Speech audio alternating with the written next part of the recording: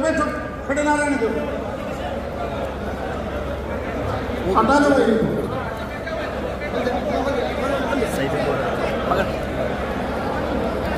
बैठो बैठो, पानी के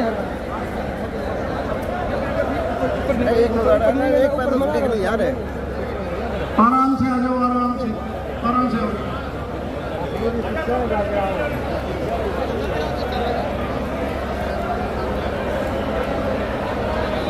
हमारे प्रदेश के प्रभारी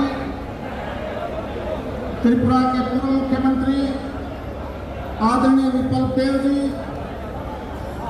भारतीय जनता पार्टी के प्रदेश अध्यक्ष माननीय धनखड़ साहब, माननीय मंत्रीगण, विधायकगण, सम्मानित मंच और चारों तरफ से आए हुए सभी सम्मानित बुजुर्गों, नौजवान साथियों, माताओं, बहनों और बच्चों,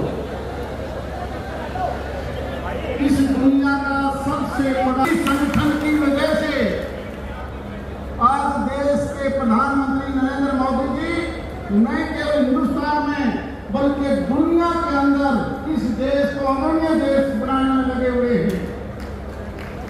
जब कभी भी किसी कोई संगठन कमजोर पड़ जाता है, संगठन में विघटन हो जाता है, तो वो संगठन कभी भी अपनी जगह पर नहीं पहुंच पाता। आप छोटे छोटे गांव से ले लीजिए, परिवार से ले लीजिए, बड़े से बड़ा परिवार भी अगर आपस में टूट जाए तो वो परिवार खत्म हो जाता है। इसलिए मैं हमारे संगठन के सभी साथियों को बहुत बहुत बधाई इस बात के लिए देता हूं कि मात्र एक रिक्वेस्ट करने पर आप इस लोकसभा क्षेत्र में बगैर किसी का किराया, बगैर तेल, अपनी अपनी गाड़ियों में यहाँ पर आए हो, इसलिए आपका बहुत बहुत बधाई, बहुत बहुत धन्यवाद। और मुझे पूरा विश्वास है कि भारतीय जनता पार्टी का ये संगठन कभी कमजोर नहीं पड़ेगा, बल्कि आने वाले समय में जैसे विपल देव जी कहते हैं, इस प्रदेश के अंदर लोकसभा की 10 सीट हैं, पहले से भी ज्यादा अंतर से आप लोग नरेंद्र मोदी जी के हाथ में 10 की 10 सीट दोबारा से देंगे।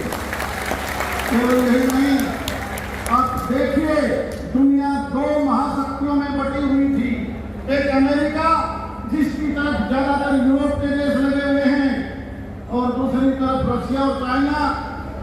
और जब दोनों महाशक्तियों में एक दूसरे के ऊपर प्रतिबंध लगा दिया हो, एक दूसरे को देखकर आंख भी ना मिलाते हो, ऐसी हालात में अगर कोई यूरोप रशिया से इरान से तेल जिसके लिए वो तरस रहे हैं, खाद्यान्न पदार्थ, गैस, सबके लिए वो किसी दूसरी ताकत से नहीं ले सकते। अमेरिका जब आंख दिखाता है तो वो तो रशिया या ईरान से, दूसरे देशों से अगर इन चीजों की मांग करता है तो अमेरिका पाबंद लगा देता है। परंतु भारत रशिया से भी तेल लेता है, ईरान से भी लेता है। दुनिया की तीसरी ताकत के रूप में माननीय नरेंद्र मोदी के बाद हिंदुस्तान को देखा जाता है। कोई भी देश, पाकिस्तान जैसा देश आप टीवी देखते हैं, तेल लाता है, वहां का विपक्ष और पक्ष और कहता है अरे एक तरफ भारत है जो चाहता वो करता है, और दूसरी तरफ हम अगर किसी से खाने के लिए भी अनाज मांगते हैं तो हमें कोई नहीं देता। एक समय ऐसा था 2014 से पहले, माननीय विपल देव जी नॉर्थ ईस्ट से आते हैं, ये लद्दाख से लेकर नॉर्थ ईस्ट तक चाइना ने अपने सड़क और बेस बना रखे थे। अगर वो कभी हमारे ऊपर आक्रमण करते तो हमें 7 दिन लगते नीचे से ऊपर जाने में, और इस 2014 से लेकर अब तक ऐसी सड़कें बना दी और इस प्रकार से देश बना लिए कि आज चाइना भी हमारी तरफ देख नहीं सकता। केवल यही नहीं, इस प्रकार से एग्रीकल्चर सेक्टर में, दूसरे मामलों में भारत के प्रधानमंत्री जी ने न केवल एमएसपी को बढ़ाया है, ठीक कह रहे थे दलाल साहब, मुझे याद है जो 2001 के अंदर जब हम रेलिया करते थे मात्र 230 रुपए क्विंटल था बाजरे का भाव, और आज 10 में 70,000 रुपये क्यों? कांग्रेस वाले क्या कहते हैं कि हमने 70,000 करोड़ रुपया किसान का कर्जा माफ किया सारी उम्र में, 70 साल में। और इस नरेंद्र मोदी का देख रहे एक नियम बना दिया, आई साल 72,000 करोड़ रुपए किसान के खाते में आ रहा है आए। और किस प्रकार से एक एक चीज का अगर आप लोग मारोगे, एक एक चीज का, याद करो जब सुनामी आया तब देश में 2-2.5 लाख आदमी मारे गए और कुछ करना नहीं था। नरेंद्र मोदी जी एक ऐसे सैटेलाइट लेके आए जब इंडोनेशिया में, अंडमान निकोबार में, और उसके 7 दिन के बाद मद्रास से जब वो टकराया तो 2 लाख से ज्यादा आदमी मारे गए। और दूसरी तरफ नरेंद्र मोदी जी का कमाल देखिए, ऐसे ऐसे मौसम के बारे में जो सैटेलाइट छोड़ दिए, पहले हम बता रहे हैं कि 10 दिन बाद छठी बारिश गुजरात में होगी और उसके 11वें दिन राजस्थान में आ जाएगी।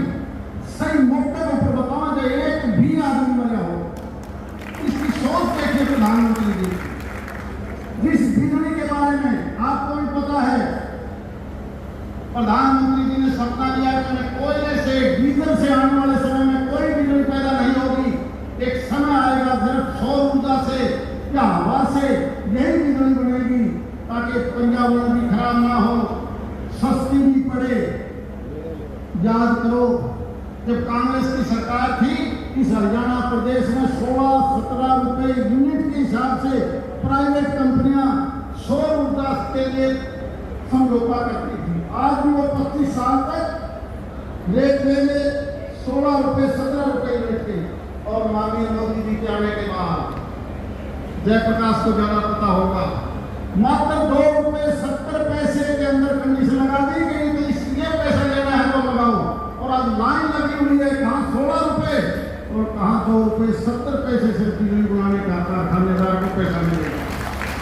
आप नेशनल हाईवे, रेलवे जाके देखिए, नारनौल जाइए, महेंद्रगढ़ जाइए, भिवानी जाएगी, कलकत्ता भी जाएगी, जम्मू कश्मीर भी जाएगी, बंगाल भी जाएगी, बंबई भी जाएगी। पहले अगर 5 ट्रेन चला करती तो 4 गुना ट्रेन ज्यादा पड़ेगी, 4 गुना ज्यादा। और नेशनल हाईवे की तो जरूरत नहीं बताने की। कांडला से लेकर अमृतसर तक 8 घंटे लगते थे, अब 4 घंटों में आदमी पहुंच जाता है। यहाँ से जब हम दिल्ली जाएंगे थोड़े दिनों में, तो हमारा आदमी नारनौल से जाए, महेंद्रगढ़ से जाए, भिवानी से जाए, दादरी से जाए, 4 महीने के बाद तो एयरपोर्ट का भी एलिवेटेड रोड बादरगढ़ तक बन जाएगा, उधर द्वारका से जुड़ जाएगा। हम चंडीगढ़ जाते थे 6.5 घंटे लगते थे और अब 3 घंटे हम पहुंच गए हाथ में।